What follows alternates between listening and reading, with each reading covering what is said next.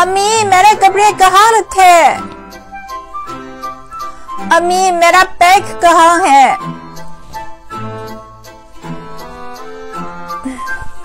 अम्मी खाना तैयार है।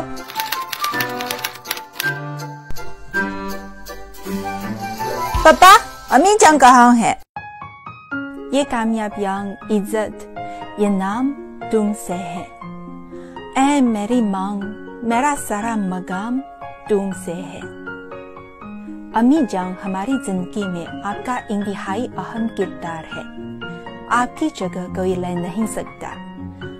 माओं के आलमी दिन के मौके पर हम अक्सर अपनी मांग से मोहब्बत का इजहार करते हुए तोहफा देते हैं। रवां साल क्यों न तबस्सुम के साथ ये सीखें कि चीनी ज़बान में मांग से मोहब्बत का इजहार कैसे किया जाता है।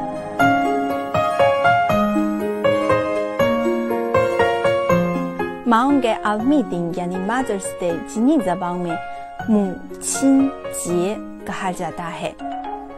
मुछिन जिए, मुछिन का मतलब है वालिदा। ज़बानी तौर पर चीनी ज़बान में वालिदा को माँ कहा जाता है। माओं के आलमी दिन के मौके पर आप अपनी वालिदा साहिबा से क्या कहना चाहते हैं? मैं अपनी अम्मी जान से ये कहूँगी, मामा वो आए您,妈妈我爱您，妈妈您辛苦了，妈妈您辛苦了，妈妈谢谢您，妈妈谢谢您，妈妈母亲节快乐，妈妈母亲节快乐。